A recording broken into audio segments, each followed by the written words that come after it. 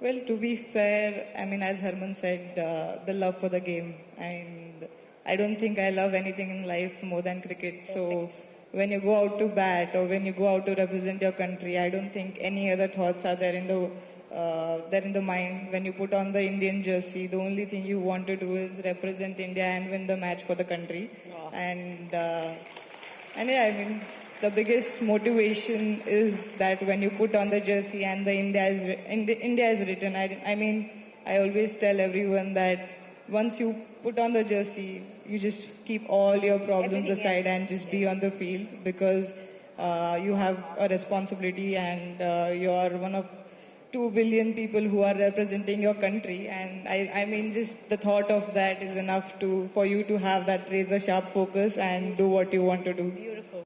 I want to know, are there ever disagreements within your team and sort of who sorts them out? How does that work, Smriti? Or does everyone get along? Because in a team full of that many, a squad full of 15 women, team of 11, does everything go hunky-dory or is it like थोड़ा कभी-कभी मतलब issues होते हैं और कौन resolve करता है? I think I'm liking how you've asked me this question. all the nicer ones were there. No, you look like you're the kind to resolve issues.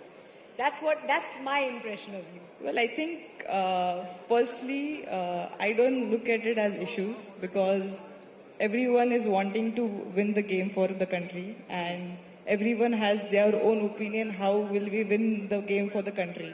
Healthy discussion. So united in purpose when you're out there, but there can be issues in the dressing room. कभी-कभी होते होंगे. अब देखो, women's cricket के बारे में लोग जानना चाहते हैं और तो वो inside story थोड़ी तो बतानी पड़ेगी आपको. But genuinely, if we don't have that discussions or arguments, we aren't winning on the ground. Because if we do not have those sort of discussions where we are disagreeing to something, that means we are not passionate enough to win the match for the team. So we do definitely have those sort of discussions. I wouldn't again say it's arguments. I would still term it as discussions because I mean, of course, we have to select the best 11. We have to decide if you are batting first or bowling first, and everyone has their own opinions about how we will win the match. I don't think anyone is correct or wrong. They have their own thought process that how would we win the match for the country. But I don't see ever that the discussions goes into arguments because I feel we have agree to disagree. Yeah. Or आगे बढ़ो. Yeah, there might be times where I go to Haridi and I'm like, we need to do this, and we have the liberty to each other to say yes or no, and that's pretty. I think we've kept it very chilled in that terms that she can say a no to me as well. Even I can say a no to her that I don't think I still think we should do this. But I think without that, I don't think we would have had the trophy. Of course, without the passion, I mean, with passion comes disagreements and opinions, and it's nice to sort of manage it that way, navigate it that way. Now, sitting in our audience are thousands of entrepreneurs, literally thousands of entrepreneurs, people dealing with pressure, with their own uncertainty, setbacks, and defining moments of their own. What's the one principle from your journey, connected with the sport, that applies to business as much as it does to sport? This question is for the both of you. You want to go first?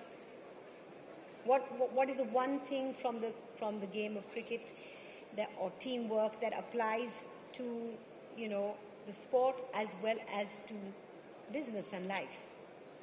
I think there are two things. Firstly, I don't have any knowledge about entrepreneurship, so don't take me wrong in any ways. But there's two things which I really keep thinking when I'm playing the game. And what cricket has taught me is that you always start your innings from zero, no matter if you've got 100.